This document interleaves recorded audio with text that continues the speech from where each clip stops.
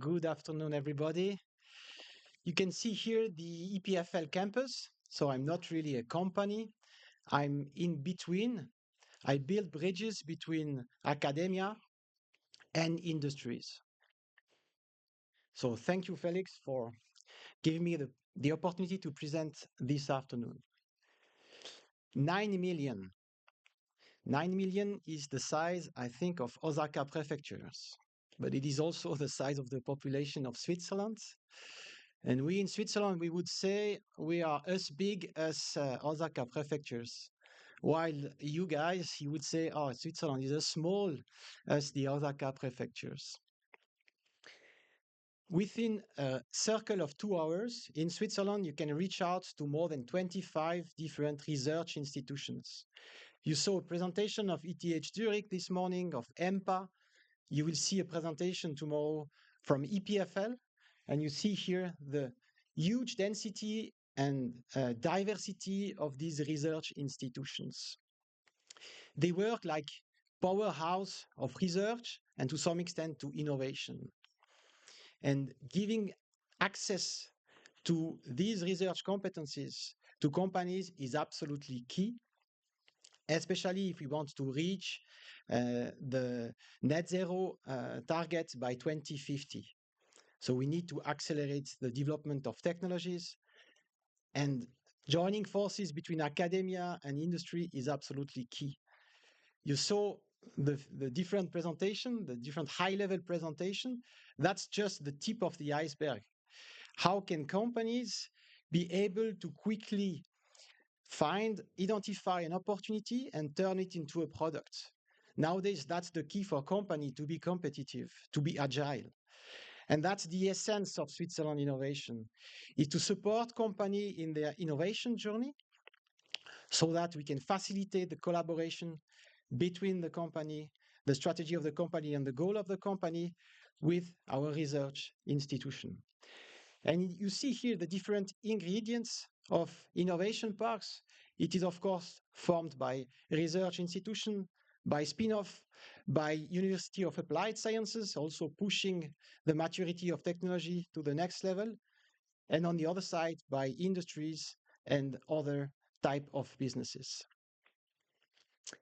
I represent the western part of Switzerland, and we federate 6 different innovation parks across western Switzerland, centrally located also with EPFL associated campuses and 15 other research institutions. As you can see, we cover quite a wide variety of topic, from health and life sciences to energy and, for example, to manufacturing and advanced materials. And all these innovation parks, or these 6 innovation parks, they have focus area. And we have one innovation park around decarbonization that my colleague Eric Bianco introduced before.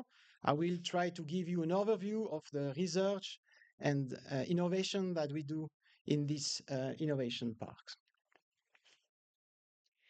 Before doing that, I just want to highlight what we provide to companies. Of course, we help companies have access to infrastructures. You can see here office space, access to labs, or to demonstrators, or special machines or equipments. That's one side of it, the hardware side of it. But we also provide the software side of it, very important. So you don't need to be located in one of those innovation parks to collaborate with the ecosystem. We want to be the gateway for company, the place to knock on the door for assessing the potential of innovation in Switzerland at large. No matter where you sit, you can be sitting in Lausanne, in Sion, or in Zurich. You have access to the entire network, the entire powerhouse of Switzerland in terms of research and innovation. I mentioned before, these research institutions work like powerhouse for innovation. At EPFL, in the past decades, more than 500 startups, so spin-off from the labs, have been created. And you see here a glimpse of around 40 to 50 startups in the field of energy with very various applications. And of course, they also attract quite a large number of attraction from VC or corporate VC in terms of funding. And Switzerland is a very small market. So these startups, they need to have access to larger markets. And I strongly believe that there is an opportunity with Japan to scale the technology that we develop in Switzerland. We push it in the form of startup because we have a very strong industrial landscape and a very strong scaling capacity. Let's dive a little bit deeper into Energy Police. My colleague presented before, it's located in Sion, in the canton of Valais, and we basically cover all topics of decarbonization. The Energy Police Innovation Park is federating more than 1,000 clean tech companies. I mentioned before 50 different startups and close to 100 different labs from area in Western Switzerland. And we cover sufficiency and energy efficiency. So basically how to produce, how to consume, less or better for the same usage. And we have a lot of different applications in this field. We are also very strong, as mentioned by my colleague, in renewable, especially solar and hydro, but as well as thermal, wind as well. And over the last 15 years, we built competencies in power to X, carbon capture, utilization, and storage. And I wanted to take the example also showcased by President Joël Mezo from ETH Zurich, and we have a strong collaboration at national level to push the boundaries of carbon capture, utilization, and storage further. With the example, the demonstrator that is now in place in Sion at Energy Police, capturing 1 ton of CO2 per day, which is not that much. But key here is that we want to create an ecosystem using and accelerating the latest technologies and putting in place also enablers. So taking into account how this is economically viable so that it can further be scaled after that. I will not detail all the parts here for time purposes, but what I want to underline here is that EPFL have funded this project at a level of more than 10 million Swiss francs in order to reduce its own emission of CO2. And with this, companies could collaborate in 3 different ways. First, IP have been created out of that. So there is licenses available. This is an opportunity also for collaboration with the industry. Second, bilateral collaboration. All the labs, we have more than 11 labs here involved in these demonstrators, are eager to engage with industry in order to drive research with impact, with the reality from the market and also your needs. And third, these are demonstrators that fits into containers, could be shipped to Japan, and we could design this demonstrator according to your specification.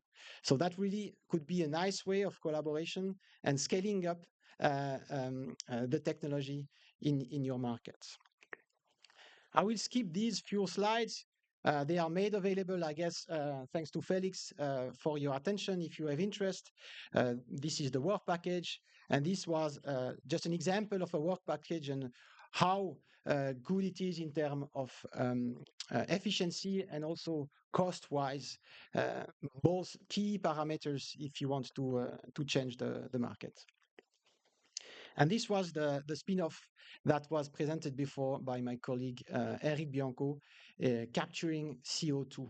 And they are now in production processes, putting in place a roll-to-roll manufacturing solution for producing these membranes that separate CO2 from other gases. And now I'm coming to the last part of my presentation. Then how to explore opportunities for collaboration. We have seen a lot of different opportunities. Let's take the few initial steps together to actually make something out of this journey. And we have been thinking to put in place a program called Swiss Tech Discovery Program in order for company to very quickly assess the potential that Switzerland have in terms of innovation. The idea is to dedicate on our side 1 person as key account management, and that this person will understand the strategy of the company very well and where they want to go. in order to produce and generate opportunities for collaboration. So really pave the way for collaboration. And you see here the different pillars that are included in this program. And let me summarize. So we want to be the travel agency for innovation. And you can be sure that you will see the Matterhorn as well when coming to Switzerland. Thank you very much.